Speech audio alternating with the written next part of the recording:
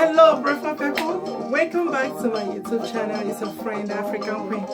Present in the show, guys. I'm just celebrating my little birthday today. Just thanking God for making it possible for us to be here. It's not easy. Let's glorify God. I got you, Kudia. Dance with me. No shaking. I got you, Kudia. Lela Kamo. I got you, Kudia.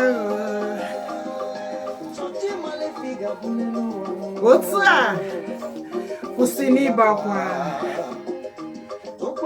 Begin at Chuku.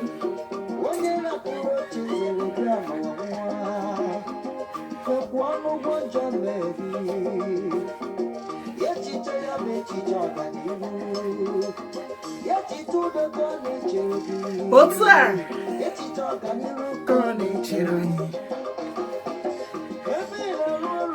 I can't shower. I say I can't shower. Yeah, I can. Oh, I did book all. Ibo Moria. Hey. I did boy.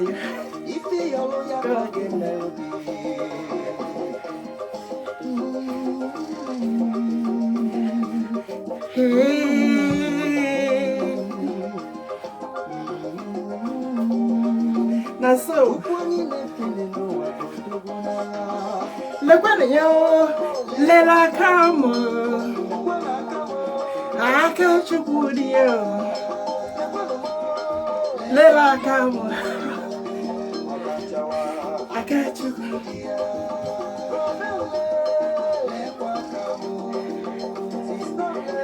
I got you, Kudia.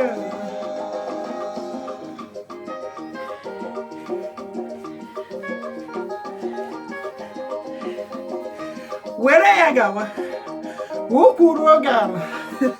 I know you are bending and shaking your waist wherever you are. Lela Kamo. I was some. Yes, so Lela Kamo. I got you, Kudia. No, so.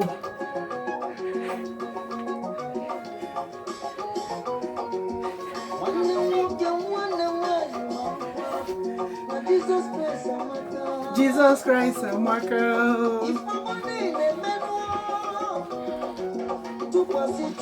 I sing it to Kwasi Chukwobio. So ya Maruzogio.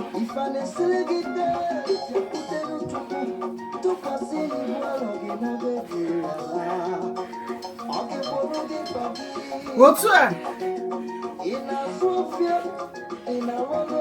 Nkobolela tukwasi Chukwuobi. Hey, ozuragi ka ozuragi. Tukwasi Chukwuobi. Don't give up. It doesn't matter how they say it. What's that? Now so I say Jesus Christ of my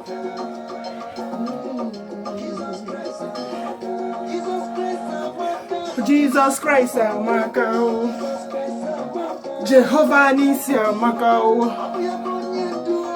Jesus Christ, Macau. Happy birthday to African Queen, the girl from the village.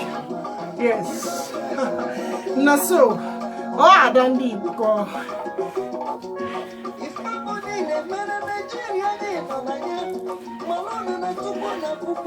What's that?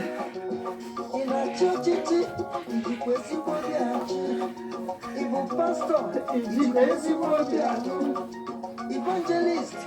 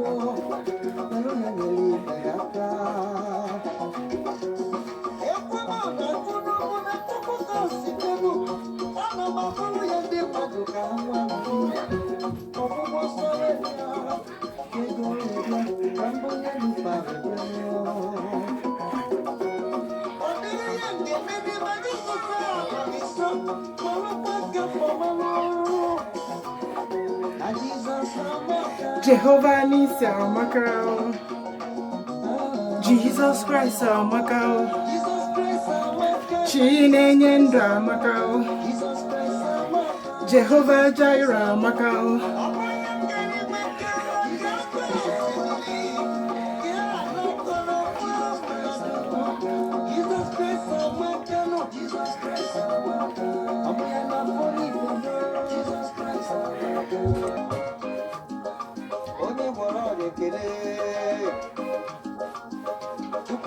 Bonyeze,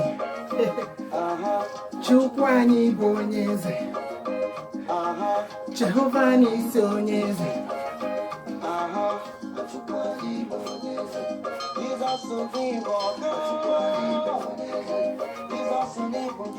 Chukwani Bonyeze, Chukwani Bonyeze, Chukwani Bonyeze, Chukwani Bonyeze, Chukwani Bonyeze,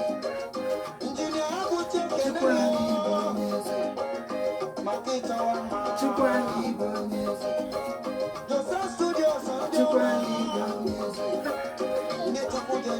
Chukwani Bonyeze, Chukwani Bonyeze,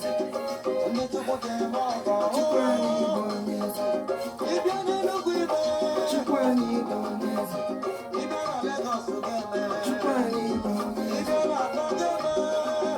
Chukwani Bonyeze, Chukwani Bonyeze,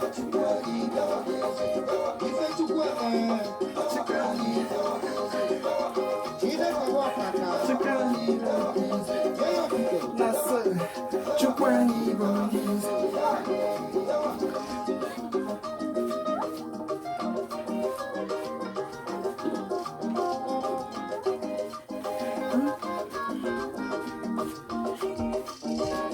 Make sure you are dancing, okay?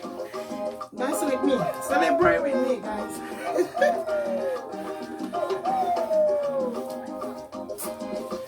Mother's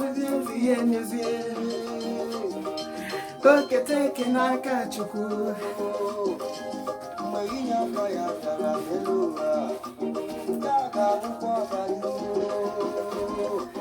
Mmadụ mezi obi ya emezie. Asị m ike toke n'aka Chukwu nna m.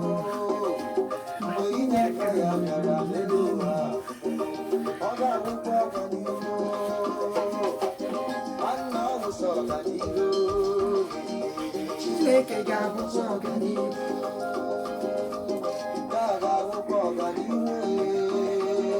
Chineke ga-abụkwa ọganihu.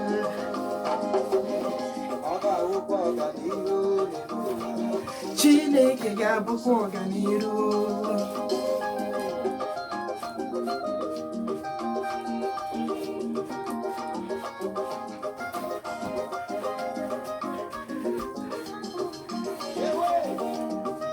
That's so.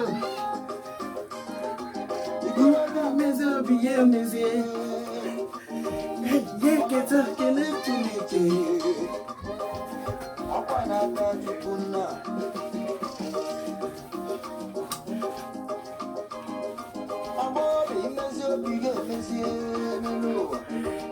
Get up,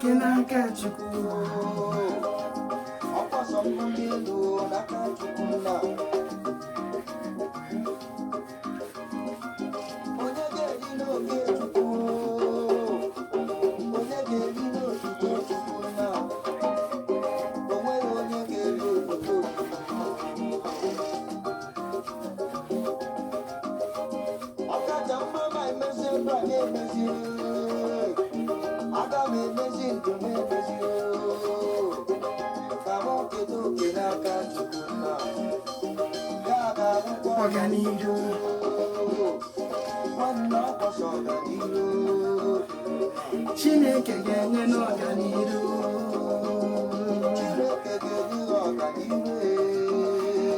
Chineke ga-enyekwa ọganiru.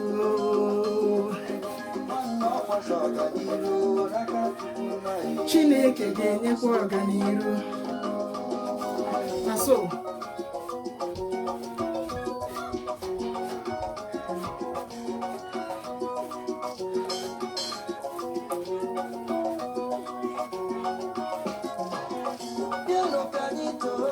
bịanụ ka anyị jaa ya mma, hey, hey. Asị gị bịanụ ka anyị jaa ya mma, hey, hey. Asị gị bịanụ ka anyị jaa chi mma, hey, hey. Jaanụ chi mma, sọ Chukwu ka ihe niile nọ n'aka. Onye pụrụ ime ihe niile ka ọ bụ. Zaanụ m ife Chukwu mere ụdị anyị mmụọ. Zaanụ m ife Chukwu mere ụdị anyị mmụọ. Zaanụ m ife Chukwu mere ụdị anyị mmụọ. Ezigbo ọ na-agba obi ya.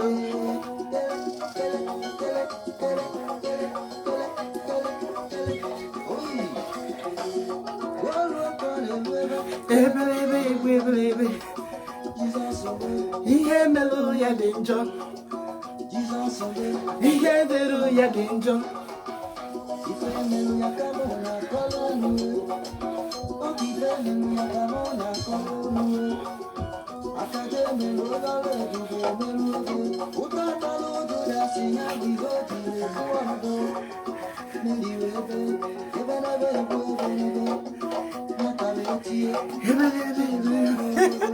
Guys, thank you so much for clicking in.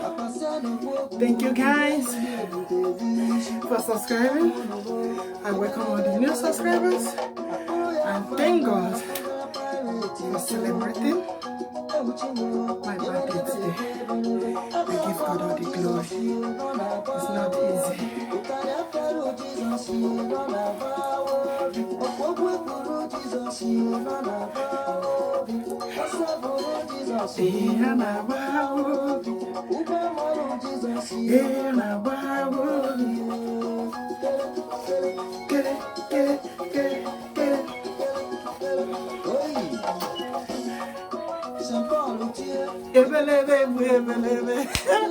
Guys, thank you all.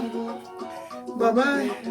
I'll meet you all on my next video. If you haven't subscribed, go ahead and subscribe. Game. Ife Chukwu game. Bye.